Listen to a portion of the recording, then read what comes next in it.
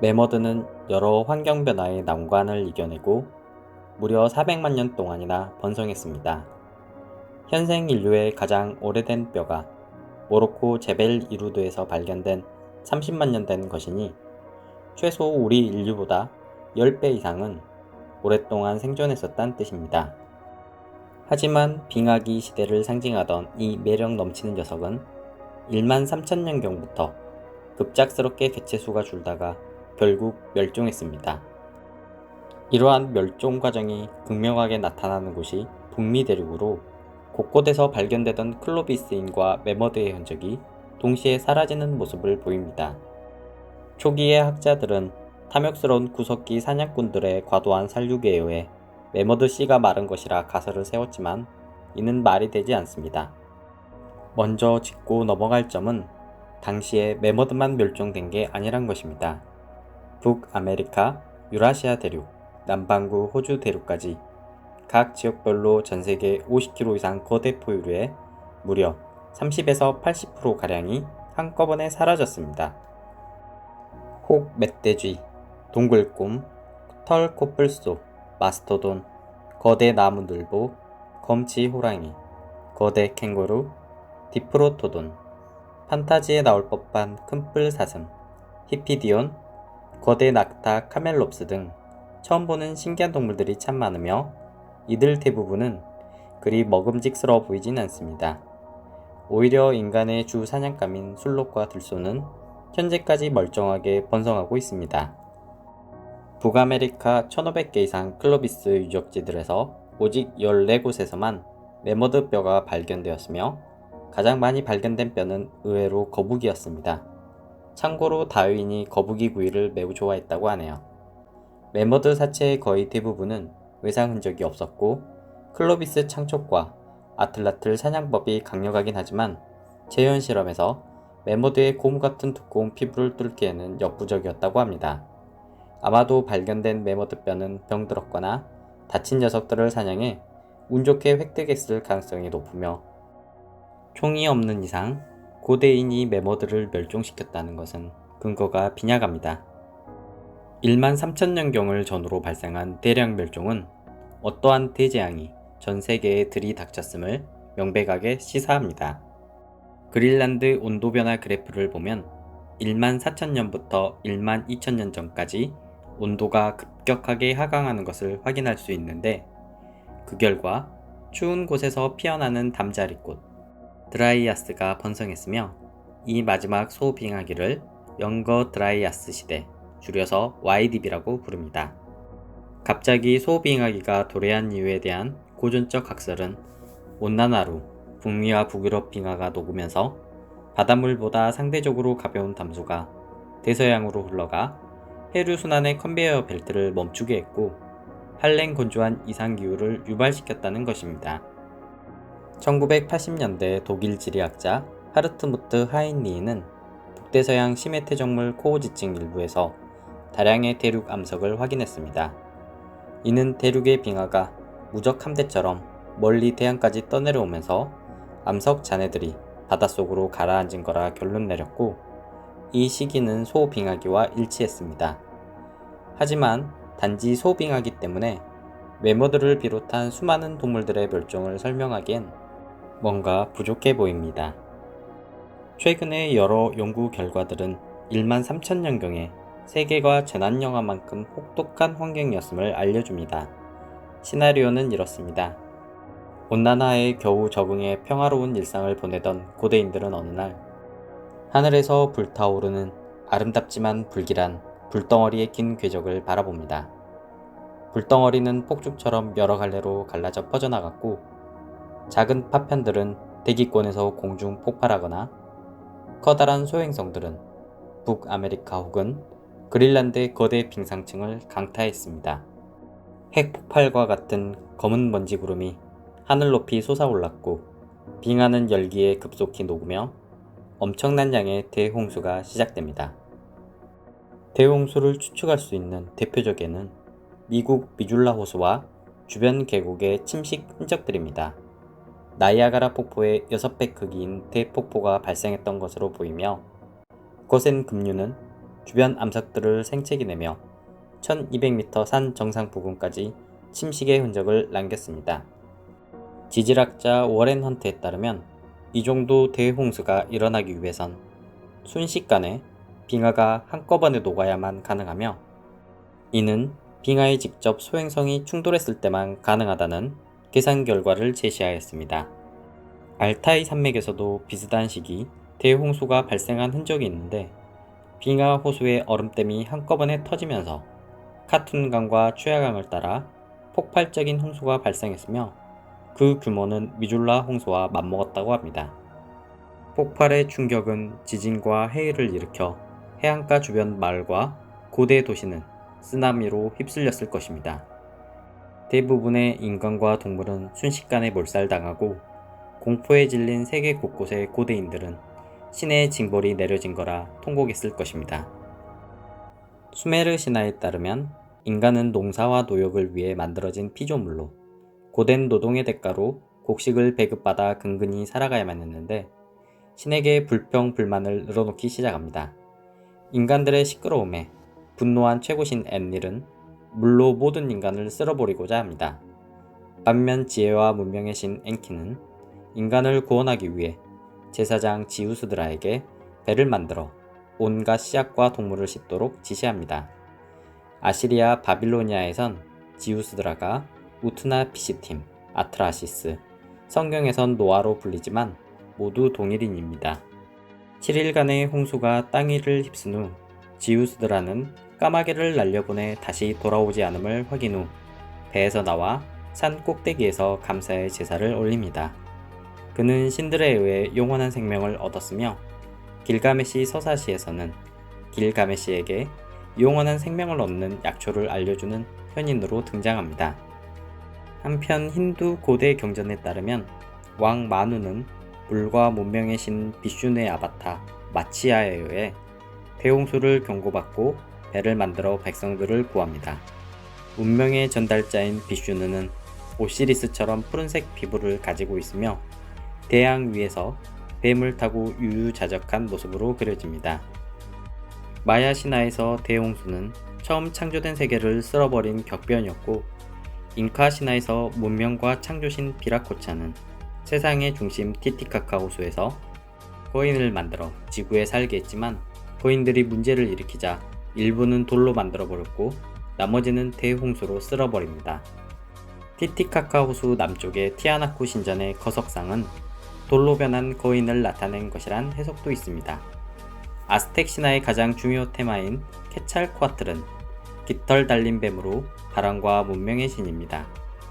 사지절단은 기본 옵션으로 장착한 무시무시한 어둠의 신 테지카틀리포카에 의하여 네 번째 세상이 대홍수로 멸망하자 케찰코아틀은 자신의 피로 인간을 다시 만들고 문명을 재건합니다. 다섯 번째 세상이 열렸지만 케찰코아틀은 인간 세계를 떠났고, 태양이 사라지는 멸망을 막기 위해 아스텍인들은 인간을 제물로 바쳤습니다. 메소아메리카 인신공양 풍습에서 신화는 명분일 뿐 실제적으론 거대 포유류가 멸종되고 돼지, 소, 양과 같은 가축이 없었기 때문에 단백질 공급을 위해 끔찍한 식인을 자행했다는 것이 지배적인 학설입니다. 칠레 아라우칸족의 카이카이 신화에선 거대한 뱀 두 마리가 다투면서 홍수가 나고 산이 들어 올려졌는데 높은 산으로 피난한 사람들만이 살아남습니다. 높은 산 꼭대기가 생존을 위한 피난처란 점에서 노아의 방주가 배가 아닌 피라미드라고 주장하는 이들도 존재하며, 실제 이탈리아 천국의 문이란 작품에서는 방주가 피라미드로 표현됩니다. 호주 킴벌리 신화에서 번개의 신 완드지나는 꿈의 시대에 대홍수를 일으켰고, 이후 창조신 무지개 뱀에 의해 현재 세계가 마련되었다고 합니다. 중국에서도 비슷한 내용으로 남매지간이자 부부인 여와와 부키는 뱀의 꼬리를 가진 반인 반수로 묘사되며, 용이 대홍수를 일으켰을 때 호리병박 속에 들어가 목숨을 건지고 문명을 재건합니다. 세계 홍수 신화에서 뱀과 문명의 재건이라는 공통적 코드가 나타나는 모습이 흥미롭습니다. 초고대 문명은 온난화 수몰로 1차 타격, 운석 충돌로 인한 대홍수와 빙하기로 2차 타격이 발생하면서 철저하게 괴멸되었음이 분명합니다. 폭발에서 발생한 분진 때문에 걸쭉한 잿빛비가 지속적으로 내리며 햇빛을 반사하고 대기의 온도는 더 떨어지는 소빙하기의 결과가 초래되었습니다. 실제로 영거 드라이아이스 지층은 보다시피 매우 검다는 것을 확인할 수 있으며 오랜 기간 동안 분진이 섞인 비가 내렸음을 우리에게 알려줍니다. 엄청난 파괴력을 보았을 때 학자들은 소행성 크기가 대략 40km에 이를 것이라 추측하지만 크레이터의 직접적인 증거가 아직까지 명확하게 증명되지 못했기 때문에 소행성 대충돌 가설은 학계에서 현재까지도 논란의 대상입니다. 운석이 공중에서 폭발했거나 혹은 빙상층과 충돌로 주변 얼음이 모두 녹아버려 운석 구덩이가 아예 남아있지 않을 가능성도 높습니다. 상공에서 운석이 폭발해 크레이터를 남기지 않았지만 엄청난 피해를 입힌 대표적 사례가 있으니 1908년 시베리아에서 일어난 퉁구스카 사건입니다. 산림 2000제곱킬로미터가 핵폭탄을 맞은 듯 잿더미로 변했지만 운석 구덩이의 흔적은 발견하지 못했습니다. 소행성 충돌의 직접 증거인 크레이터가 아직 확실치는 않지만 후보지는 여러 곳이 있습니다.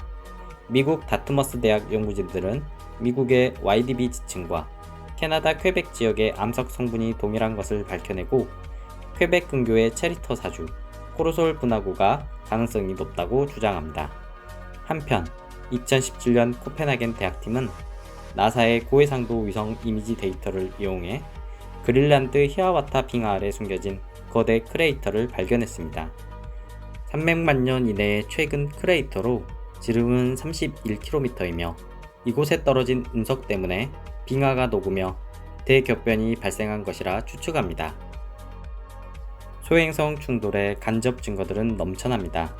멕시코 연구진은 쿠이체오 호수에서 소구체로 불리는 고열에 녹은 암석과 이리듐 알갱이들, 초고온에서만 형성 가능한 미세 다이아몬드의 뚜렷한 증거들을 발견했습니다. 멕시코뿐만 아니라 캐나다, 미국, 러시아, 시리아, 유럽 여러 나라에서도 1만 3천년경 검은색 YDB 암석층에서 소행성 충돌의 증거인 소구체와 미세 다이아몬드를 찾아냈습니다. 정통 고고학자들의 보수적 의견은 소빙하기의 기후변화로 위기에 내몰린 인류가 지중해 연안의 중동의 비옥한 초승달 지역으로 점차 모여들면서 1만 년경부터 신석기 농업혁명과 차탈회이크, 에리코와 같은 나투피안 도시 문명이 처음으로 시작되었다고 생각합니다. 반면 사라진 초고대 문명 아틀란티스 혹은 순다랜드의 존재를 믿는 저와 같은 이들은 대재앙의 터전을 잃고 배를 타고 고향을 떠날 수밖에 없었던 소수 전승자들에 의해 세계 곳곳에서 다시 새로운 문명이 싹 틔워졌다는 리셋 이론을 믿습니다. 소행성 충돌 사건과 근접한 시기에 만들어진 가장 오래된 건축물이 1만 2천년 전 퀘베클리 테페입니다. 이 신비로운 유적은 우리에게 멸망 이전 초고대 문명이 최소한 대규모 신전을 건축할 수 있을 만큼 정치, 종교 체계를 갖추었고 이를 부양할 만한 농업 생산 능력과 관계 수로가 갖추어진 도시가 존재했음을 시사합니다. 퀘베클리 테페의 기둥과 조각들이 별자리 숭배 신앙과 밀접한 관련이 있음을 앞선 영상에서 소개했는데요. 특히 지질학자 로버트 쇼크는 소행성 충돌의 모습이 기록된 것이라고 주장을 펼치기도 합니다. 참고로 로버트 쇼크는 스핑크스의 물 침식 풍화 연구를 통해 스핑크스가 9,000년 전 건설되었다는 파격적 주장을 내어놓아 큰 논쟁을 불러일으켰던 인물입니다.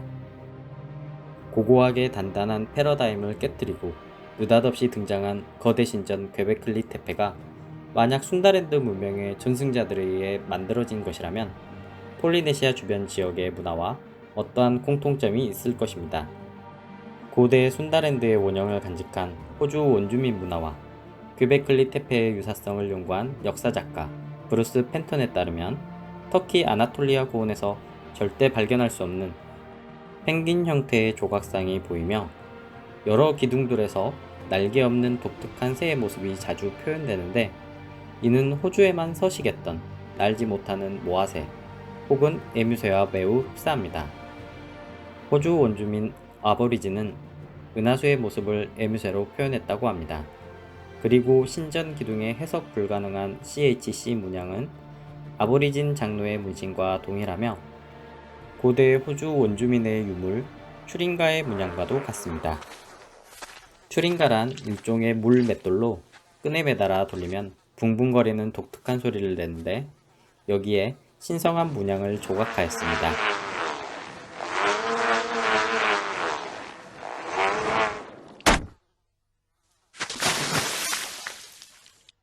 또한 신전 기둥에 손을 모으고 있는 자세는 폴리네시아 거석상들, 돌 하르방과 동일하게 발견되는 표현 양식이며 기둥들의 독특한 T 형태는 아보리진 원주민의 T자형 머리 장식과 동일합니다.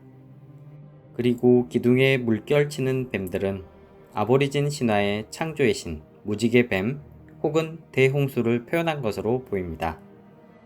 신전에서 발견된 여신의 묘사는 호주 벽화의 여신과 판박이이며 마지막으로 기둥의 독수리는 대홍수를 끝내는 성스러운 동물로 폴리네시아인이 항해에서 중요한 남십자 자리를 의미하는 것이라고 해석합니다. 이러한 해석이 증명할 수 없는 과도한 비약일 수도 있겠지만 소행성 충돌의 대격변으로 초고대 문명이 파괴되거나 수몰되었음은 진실로 생각되며 영거 드라이아스 시대 직후에 신석기 농업혁명과 문명이 갑자기 비약적으로 발전한 것은 결코 우연이 아닐 것이라 확신합니다.